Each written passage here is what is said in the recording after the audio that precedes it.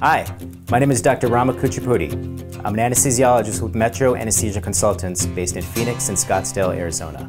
I'm here today to tell you a little bit about your upcoming surgery and what to expect. As an anesthesiologist, I am a physician in the operating room with you, your surgeon, and your operating room nurses in order to make sure your elective surgery is as pleasant, as comfortable, and most importantly, as safe as possible. We all work together in a team approach. So what exactly is anesthesia?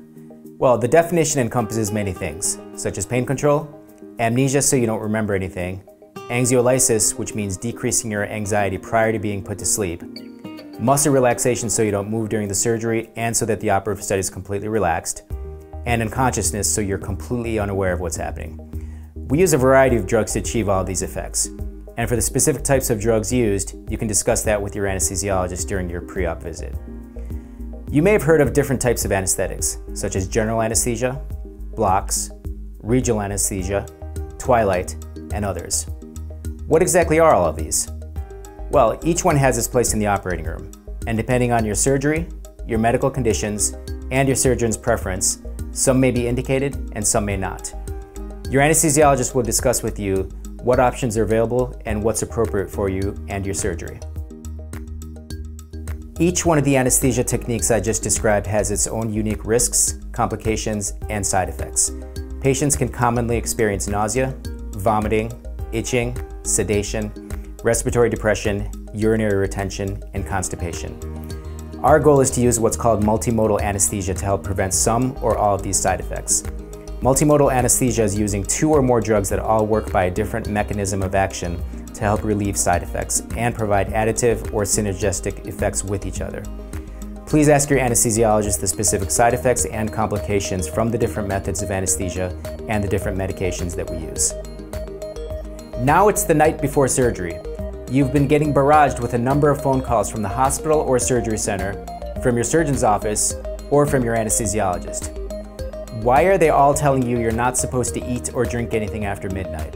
Because we want your stomach empty for the surgery. When a patient is under anesthesia, a lot of the muscles in the body tend to relax, and this includes the esophageal muscles.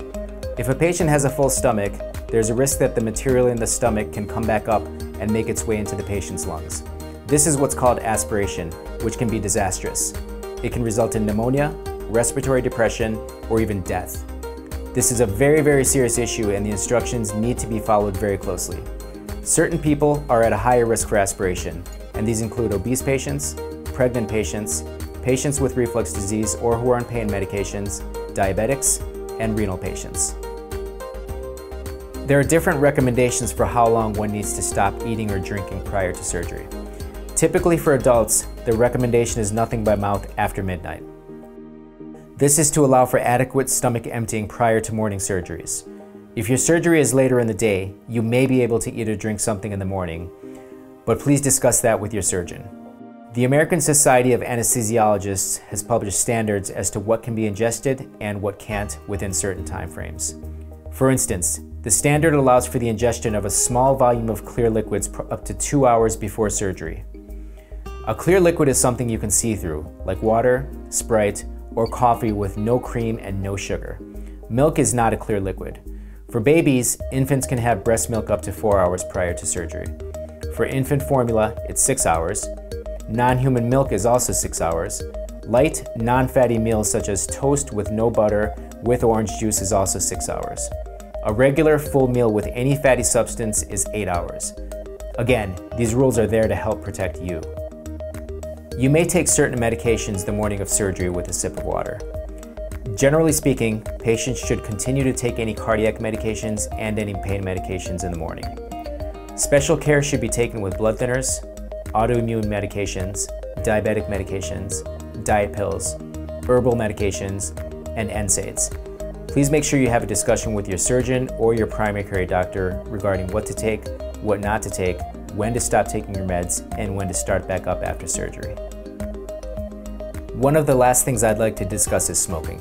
Preoperative smoking is proven to be associated with multiple complications, including strokes, heart attacks, infections, poor wound healing, and more. Please do yourself and your surgical team a favor. Stop smoking before surgery. The CDC recommends stopping for a full 30 days prior to surgery, but even stopping 12 hours prior to the procedure has some benefits. Finally, the day of surgery has arrived. Your anesthesiologist will ask you several questions, including when you last ate or drank anything, remember the NPO rules, if you have any allergies, if you or your family have ever had any problems with anesthesia, and other general questions related to the surgery itself, and a brief targeted medical history. Please come prepared to answer these questions. Okay, it's time to roll into the operating room. Again, my name is Rama Kuchipudi. I really hope you enjoyed watching this video, and please feel free to reach out with any questions. Thank you.